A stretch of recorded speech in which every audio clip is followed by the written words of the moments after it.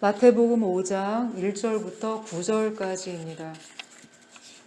저와 여러분이 한 절씩 교독하겠습니다. 예수께서 무리를 보시고 산에 올라가 앉으시니 제자들이 나아온지라. 심령이 가난한 자는 복이 있나니 천국이 저희 것이미요.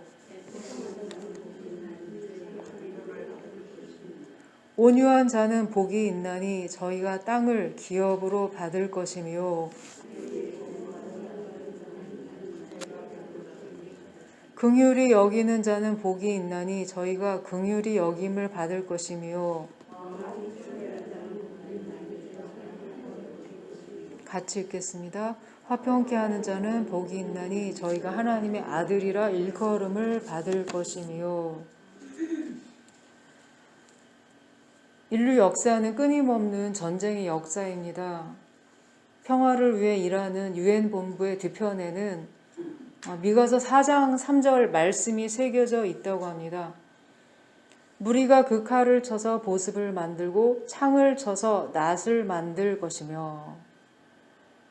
세상에 전쟁이 사라진다면 얼마나 좋을까요? 그 무기들을 다 부셔서 낫을 만들고 농기구로 만든다면 얼마나 살기 좋은 곳이 될까요? 평화로워 보이는 나라도 그 속을 들어가 보면 피부색과 종교, 이데올로기의 갈등이 있어서 언제 터질지 모르는 화약고를 안고 있습니다. 예수님은 팔복을 통해서 하나님 나라 백성들의 특징을 열거하고 있습니다. 하나님 앞에서 심령이 가난한 것, 애통해하는 것, 이 처음 두 가지는 하나님의 백성이 되기 위한 조건이라고 할 수 있습니다. 나는 정말 하나님 앞에서 큰 죄인이구나. 이렇게 자기를 알고 그러한 자신에 대해 애통해하는 마음을 가진 사람은 누구나 하나님의 백성이 될 수 있습니다. 그런 사람에게는 어떤 특징이 나타나는데 온유한 것, 의에 줄이고 목마른 것, 다른 사람을 긍휼히 여기는 것, 마음이 청결한 것으로 나타납니다. 이 네 가지는 하나님의 백성에게 주신 성품과 특권이고 하나님과의 관계에서 나타나는 특징이라고 할 수 있습니다. 9절은 팔복 중에서 하나님의 백성이 해야 할 역할을 보여주고 있습니다. 9절을 같이 읽겠습니다. 화평케 하는 자는 복이 있나니 저희가 하나님의 아들이라 일컬음을 받을 것이미요. 예수님은 지금 이 말씀을 누구에게 하고 있냐면 제자들에게 하고 있습니다. 1절에 있죠. 제자들이 나아온지라.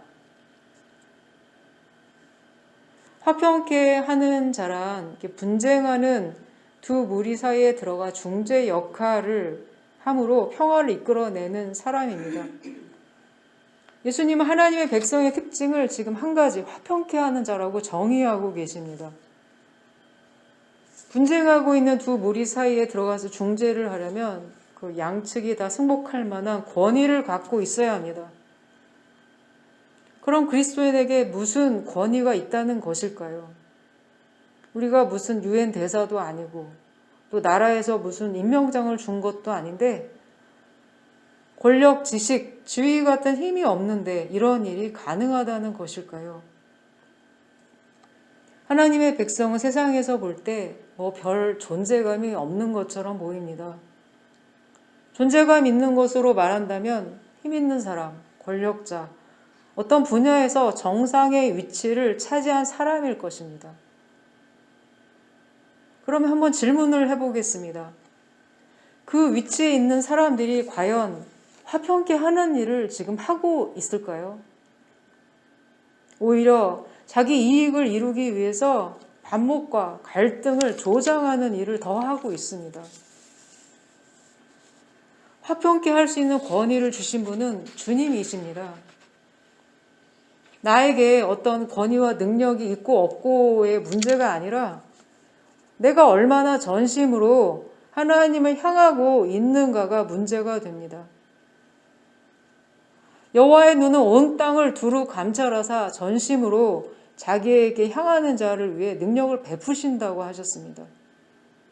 즉 화평케 하는 일을 할 때 하나님은 나에게 필요한 모든 능력과 공급 자원을 다 동원하십니다. 다른 영혼을 하나님과 화해시키기 위해서 세상의 죄와 싸우며 최전방에 있기 때문에 하나님은 계속 공급을 하시는 것입니다. 그것이 이기적인 목적을 위해서가 아니라 하나님의 일을 하고 있기 때문입니다. 주님은 공급을 안 하실 수가 없습니다. 사람의 마음에 미움과 분노가 생기는 이유는 어떤 내가 무시받았다는 그런 누가 나를 존중하지 않았다는 그런 마음 때문입니다.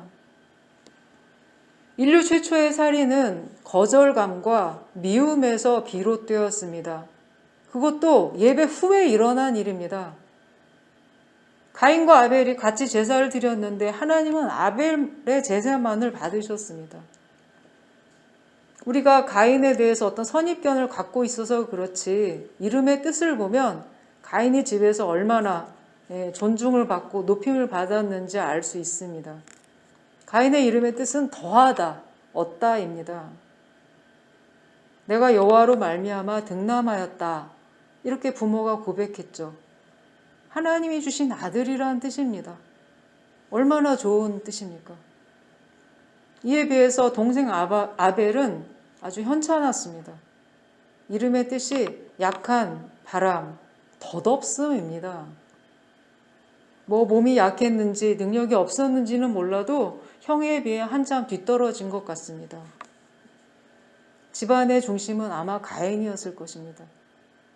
그런데 하나님이 가인의 제사를 거절하셨습니다. 그 거절감에 대한 분노로 가인은 살인을 저지릅니다. 하나님이 뭔데 감히 내가 드리는 제사를 안 받으셔? 저 보잘것없는 동생보다 내가 못하다는 거야? 날 무시해? 이런 분노가 그에게 있었습니다. 그 문제를 지금 하나님과 풀어야 하는데 엉뚱하게 아벨에게 폭발하고 말았습니다. 인간의 분노는 그 근원을 거슬러 올라가면 결국은 하나님과의 엇나간 관계에서 비롯됩니다. 그래서 하나님과의 관계가 회복되지 않는 이상 미움의 문제는 해결되지 않습니다. 전쟁은 그 한 사람 한 사람 속에 있는 미움과 분노와 의심이 고여 있다가 증폭되어 나타난 결과라고 할 수 있습니다. 한 집에서 나오는 생활하수는 별게 아닌 것처럼 보이지만 그것들이 모이면 큰 강을 오염시키고 그 썩은 강이 모이면 감당할 수 없는 재앙이 되는 것이죠. 그리스도인은 먼저 용서받은 사람으로서 다른 사람을 하나님과 화목케 하는 그런 직책으로 부름받은 사람이라 할 수 있습니다. 그리고 그리스도인은 세상에 가장 귀한 용서를 선물해 줄 수 있는 사람입니다. 그러나 우리도 알다시피 내가 하나님께 용서받았어도 내가 남을 용서한다는 것은 전혀 별개의 일입니다. 절대 쉬운 일이 아니죠. 성경을 차라리 모르면 실컷 미워하기라도 하고 험담하기라도 할 텐데 이제 말씀은 알고 있으니까 스트레스만 받는 거죠. 용서해야 하는데, 미워하지 말아야 하는데. CBS의 새롭게 하소서에서 얼마 전에 그 찬양 사역으로 유명하신 스캇 브레너 목사님 사모님의 간증이 소개되었습니다. 성이 브레너 사모님이신데요. 이분은 영동제일교회 김혜자 목사님의 따님이기도 합니다.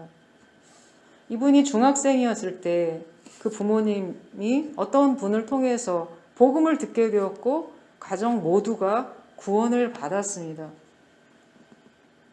집이 굉장히 잘 살았는데 그 복음을 전한 그분이 부모님을 속여서 상당한 재산의 손실을 입혔고 그 사모님 가정 길거리에 앉아야 할 만큼 경제적으로 어려운 상태가 되었다고 합니다. 이렇게 어려운 형편이 되었는데도 피해를 준 그분은 양심의 가책도 없이 부유하게 잘 먹고 잘 살더란 겁니다. 그래서 이 성희 브레너 사모님은 중학생이지만 미움이 생겼습니다. 용서 못해. 내가 나중에 커서 복수할 거야. 저분들 벌받게 할 거야. 이렇게 말하곤 했는데 부모님은 그때마다 딸을 조용히 타이르곤 했습니다. 아니다. 우리는 더 귀한 예수님을 얻었잖니. 그게 가장 귀해. 부모를 도저히 이해할 수 없었지만 그 미움이 성인이 되어서도 이게 계속 커가니까 정말 견디기가 힘들었습니다. 그래서 할 수 없이 기도를 했습니다. 하나님, 전 도저히 용서가 안 돼요. 그러니까 저에게 용서하는 마음을 주세요. 할 수 없이 기도를 했습니다. 어느 날 기도 중에 마음에 이렇게 들끓고 있던 이 분노의 불길을 성령께서 바람을 빼시듯이 조금씩 빼 가시는 것을 경험했습니다. 분노의 불길이 풍선에 바람 빠지듯이 이렇게 막 빠져나가니까 이 성희 브레너 사모님은 그걸 붙잡으려고 했다고 합니다. 안 돼! 이 미움은 정당한 거야! 복수해야 돼! 그렇게 붙잡으려고 했지만 성령께서 그 미워하는 마음을 다 가져가 버리셨습니다. 그래서 미워하는 마음이 안 들더랍니다. 이것을 보면 용서는 우리 힘으로 되는 게 아니라 성령의 힘으로 가능합니다. 그런데 성령은 우리가 도와달라고 요청해야 역사하시지 저절로 역사하지는 않습니다. 내가 가만히 있다고 해서 모든 상처가 저절로 치료되는 게 아닙니다. 솔직하게 하나씩 하나님 앞에 다 꺼내어놓고 드러내어놓고 그럴 때 하나님께서 치유를 하십니다. 이것을 치료받지 못하면 그 이상 나아가지를 못합니다. 마귀가 하는 일이 상처를 검게 하고 갈등을 증폭시키고 미움을 더 확장시킵니다. 하나님이 우리 속에 있는 이 미움과 분노를 다루시는 이유는 우리 자신을 위해서입니다. 왜냐하면 그것이 하나님의 은혜의 통로를 막고 있으니까요. 하나님의 아들이라 일컬음을 받을 것이요. 화평케 하는 자에게 주어진 복이 바로 하나님의 아들이라 일컬음을 받는다는 것입니다. 근데 질문이 생기죠. 하나님의 아들이면 아들이지. 일컬음을 받는다는 건 또 뭔가? 이것은 세상 사람들이 하나님을 닮은 자녀에게 주는 명예로운 호칭입니다. 유대인들은 아버지와 아들의 관계가 매우 돈독했습니다. 아주 똑 닮았죠. 그래서 우리가 구약 성경을 보면 누구 소개가 나올 때 누구누구의 아들 이렇게 나옵니다. 아버지의 분신인 거죠, 아들은. 아버지는 아들에게 자기가 가진 귀한 걸 다 줍니다. 자기 기술, 재산, 직업 다 전수해 주죠. 그리고 아들은 아버지를 따라합니다. 하나님이 애굽에서 살던 이스라엘 백성들을 사랑하여 인도하여 내신 이유가 무엇일까요? 아들을 삼기 위해서입니다. 하나님을 닮게 하기 위해서이죠. 하나님을 모방하고 하나님이 하시는 일을 그대로 이 땅에서 하게 하시기 위해서입니다. 그러니까 우리가 구원받은 것은 그냥 지옥 안 가는 수준의 구원이 아니고 하나님을 닮는 것. 예수 그리스도의 장성한 분량에 이르는 것. 그것이 궁극적인 목적입니다. 하늘에서는 오직 하나님의 아들만 인정합니다. 그렇게 일컬음 받을 때 우리한테 어떤 말이 들릴까요? 주변에서 이런 말이 들려옵니다. 내가 기독교인은 아니지만 내 직장 동료로서 당신을 보니까 하나님 참 좋은 분 같아요. 하나님 참 선하신 분 같아요. 또 믿지 않는 불신 내 배우자가 당신은 천사야. 하나님이 가까이 있는 것 같아. 믿지 않는 내 자녀들이 우리 엄마는 정말 하나님 믿는 사람다워. 그렇게 얘기를 해줍니다. 이것이 바로 하나님의 아들이라 일컬음을 받는다는 겁니다. 이것은 세상의 어떤 명예로운 호칭과 바꿀 수가 없습니다. 사람들이 인정을 해줍니다. 저 사람은 하나님의 아들이다. 하나님은 이렇게 자신을 닮은 그리스도인을 찾고 계십니다. 온 땅을 두루 감찰하시면서 아주 샅샅이 찾고 계시죠. 왜 찾으실까요? 능력을 베풀어 주시려고요. 왜 능력을 베풀려고 하실까요? 화평케 하는 그 일이 하나님의 일이기 때문입니다. 그 일을 하려면 우리의 수고가 필요하고 많은 노력이 필요하고 어떤 때는 억울한 일도 겪어야 합니다.